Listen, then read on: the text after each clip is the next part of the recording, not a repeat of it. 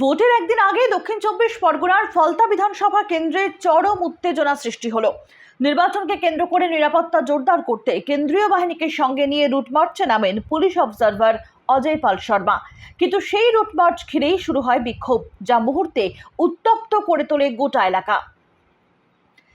স্থানীয় সূত্রে জানা গিয়েছে, রুটমার্চ চলাকালীন তৃণমূল কংগ্রেস প্রার্থী জাহাঙ্গীর খান তার দলীয় কর্মী সমর্থকদের নিয়ে কেন্দ্রীয় বাহিনী এবং পুলিশ অবজারভারকে ঘিরে বিক্ষোভ দেখান। বিক্ষোভকারীরা অভিযোগ তোলেন, নির্বাচনকে সামনে রেখে এলাকায় অযথা চাপ সৃষ্টি করা হচ্ছে এবং সাধারণ ভোটারদের মধ্যে ভয় দেখানোর চেষ্টা চলছে। জাহাঙ্গীর খানের অভিযোগ, পুলিশ অবজারভার বিজেপির প্রভাবে কাজ করছেন এবং পরিকল্পিতভাবে এলাকায় আতঙ্কের পরিবেশ তৈরি করা হচ্ছে।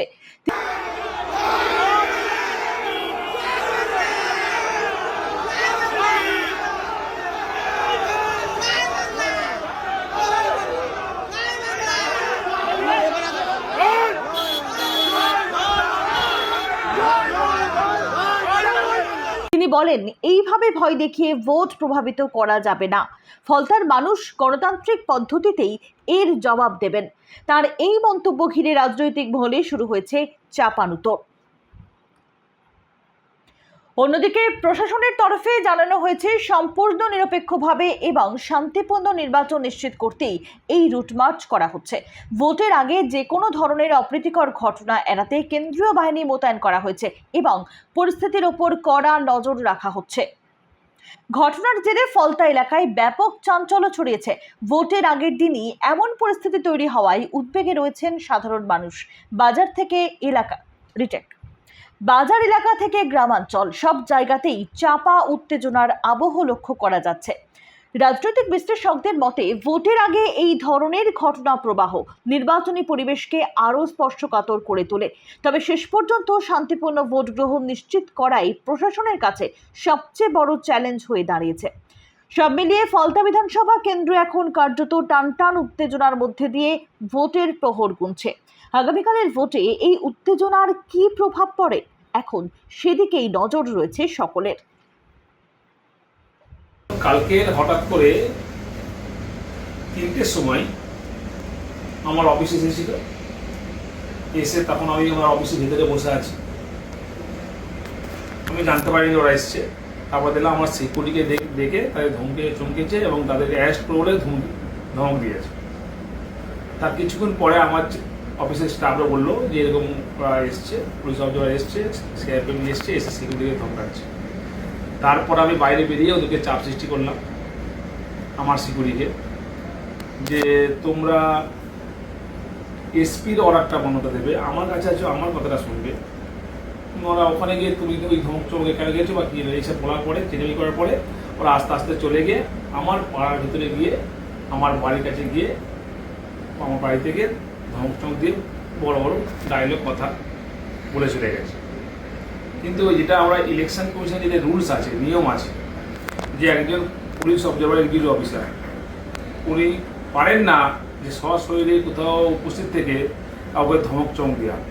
ওনার যদি কিছু বলার থাকে লোকাল এসপিকে জানাবে, লোকাল থানাকে জানাবে, তাদের মারফতে কিছু করা। ওরা লোকাল পুলিশও দিচ্ছে না, কাউকে দিচ্ছে না, ডাইরেক্ট সিআরপিএফ নিয়ে গিয়ে শুধু আমার বাড়িতে না, আমার যারা সহকর্মী আছেন, প্রত্যেকটা অঞ্চলে যারা অঞ্চল সভাপতি আছেন, নেতাকর্মীরা আছেন, তাদের বাড়ি থেকে ধমক চমক দিচ্ছে, রেড করছে। রাতে অন্ধকারে গিয়েও সিআরপিএফ গিয়ে আমাদের মায়েদের বোনদের ওপর ধমক দিচ্ছে, শিলধ্বনি করার মধ্যে বুদ্ধিমান কথা বলছে এবং ভয় দেখাচ্ছে। তাতে বাচ্চারাও ভয় পাচ্ছে, বাড়ির বয়স্ক লোকেরাও ভয় পাচ্ছে। কিন্তু তৃণমূল কংগ্রেসের নেতাকর্মীদেরকে এই ধমক চমক দিয়ে ভয় দিকে রাখতে পারবে না। উনি নিজেকে সিংহ মনে করে সিনেমার আর্টিস্টে, আমরাও পুষ্পা, ঝুঁকে গেনি।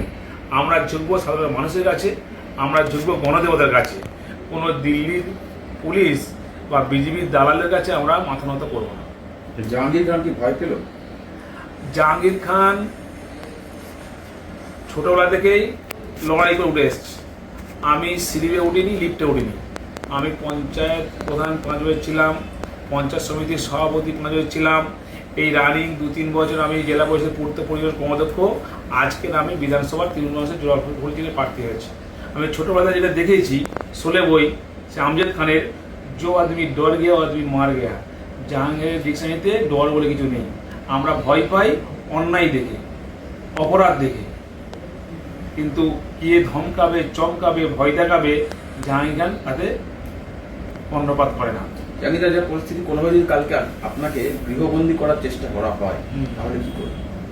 আমাকে গৃহবন্দী করুক, কারণ আমি যতবার ইলেকশন হয় আমি আমার রুমের ভেতর থেকে কন্ট্রোল রুম খুলে ফোনে ফোনে আমি সবাই যোগাযোগ রাখি, কোথায় কি পোল হচ্ছে না হচ্ছে, ভোট হচ্ছে করি। আমাকে গৃহবন্দী কেন, আমাকে যাই করুক, ফলতার মানুষ আমার সঙ্গে আছে, ফলতার মানুষ তৃণমূল কংগ্রেসের সঙ্গে আছে, ফলতার মানুষ জোড়াফুল চিনির সঙ্গে আছে। আমরা সারা বছর মানুষের সঙ্গে সুখ দুঃখের সাথী হয়ে বিপদের বন্ধু হিসেবে পাশে থেকে আমরা কাজ করেছি। তাই ফলতার গণদেবতা, ফলতার সাধারণ মানুষ যখন আমার সঙ্গে আছে, সেখানে ইলেকশন কমিশনার বা দিল্লির পুলিশ বা বিজেপির দালালরা কী করবে সেটা আমার যায় আসে না। তাতে আমি ভয়ও পাই না, আমি কর্ণপাত করি না। আমি সাধারণ মানুষের সঙ্গে ছিলাম, আছি, থাকবো, আর মানুষ আমার সঙ্গে ছিল, আছে, থাকবে। আগামীকাল ভোট, দীর্ঘ প্রচারের পর মাঝখানে আটকানো পুলিং পিরিয়ড, তো কোনো চাপ অনুভব করছেন? আমি ফ্রি মাইন্ডেড, আপনারা দেখতে পাচ্ছেন তো, আপনারা আজকে এসছেন, দেখতে পাচ্ছেন তো, কোনো চাপ নেই। আমরা অভ্যস্ত, আমরা বাংলার মানুষ, আর 200 বছর লড়াই করে বাংলার বিপ্লবীরা ব্রিটিশদেরকে আমরা বিতাড়িত করেছি। একইভাবে বাংলার মানুষ, ফলতার মানুষ এই বিজেপি নামক রিপোর্ট পিবি নিউজ।